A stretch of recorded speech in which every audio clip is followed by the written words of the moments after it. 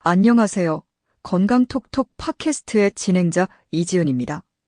젊을 땐 늙음이 멀게만 느껴지지만 막상 나이가 들면 누구나 공통으로 두려워하는 것들이 있습니다.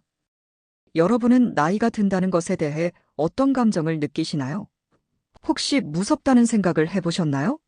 오늘은 늙어보니 제일 무서운 것 5가지에 대해 이야기해 보겠습니다. 그리고 단순한 불안감을 넘어서 과학적인 근거를 바탕으로 이 5가지 두려움을 어떻게 지혜롭게 극복할 수 있을지도 오늘 함께 이야기하도록 하겠습니다. 나이 듦을 두려워하는 것이 아니라 더 나은 미래를 준비하는 지혜의 시간, 지금 바로 시작합니다.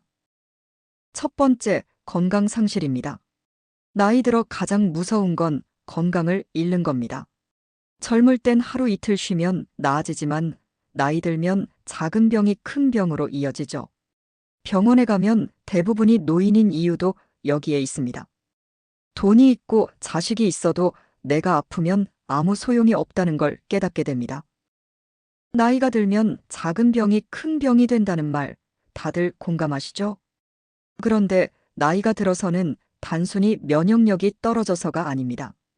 바로 인플라메이징이라는 현상 때문인데요. 인플라메이징은 염증과 노화의 합성어로 감염이나 손상이 없는 상태에서도 나이가 들면서 자연스럽게 발생하는 만성적이고 낮은 수준의 전신적 염증 반응을 의미합니다. 이 만성 염증은 면역 기능 저하, 세포 노화 등 다양한 노화 관련 질환의 원인이 되며 알츠하이머, 관절염, 암, 심장 질환 등의 발병 위험을 높이는 것으로 알려져 있습니다. 급성 염증과 달리 특정 병원체나 손상이 없어도 지속적으로 낮은 수준의 염증이 유지되는 상태입니다. 간단히 말해, 인플라메이징은 우리 몸이 나이가 들면서 겪게 되는 사라지지 않는 만성적인 염증 상태로 다양한 노화 관련 질병의 근본적인 원인 중 하나입니다.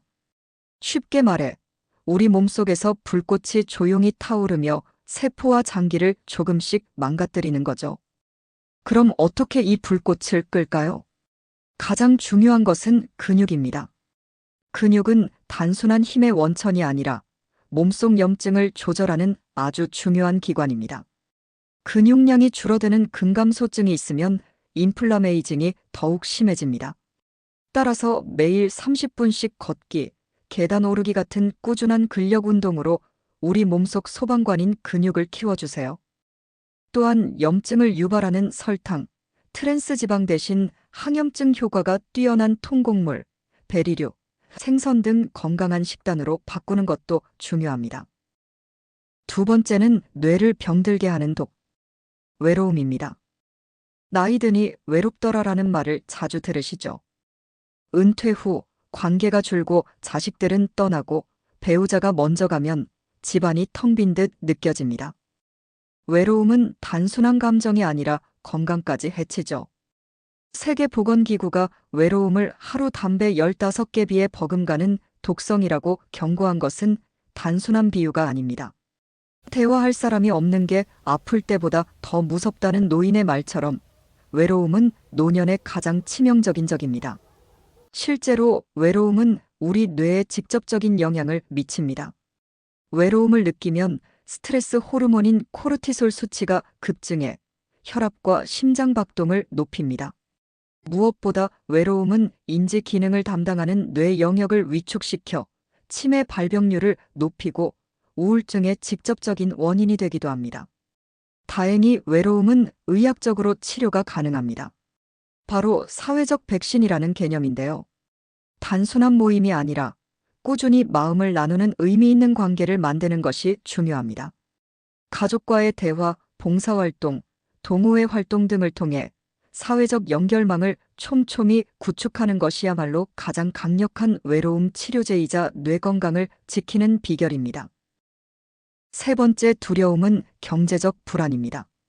경제적 불안은 모든 사람들에게 마음의 병을 부르는 스트레스죠. 나이가 들어 고정 수입이 끊기면 불안은 커집니다.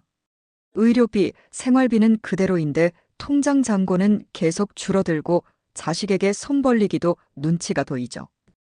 경제적 어려움은 단순한 생활 문제를 넘어 자존심과 직결됩니다. 돈이 없으면 선택권이 사라지고 삶의 주도권을 잃게 되죠. 노년의 경제적 불안은 단순히 돈 문제가 아닌 정신적, 육체적 건강을 해치는 직접적인 원인이 됩니다. 연구에 따르면 노년층의 경제적 스트레스는 만성 스트레스 반응을 유발해 면역 기능을 떨어뜨리고 심장질환 발병 위험을 높인다고 합니다. 또한 스스로 삶을 통제할 수 없다는 무력감을 느끼게 해 우울증에 걸릴 확률이 3배 이상 높아진다고 합니다. 지금부터라도 늦지 않았습니다. 노후 재정 계획은 더 이상 미룰 일이 아닙니다. 물론 큰 돈을 모으라는 얘기가 아닙니다.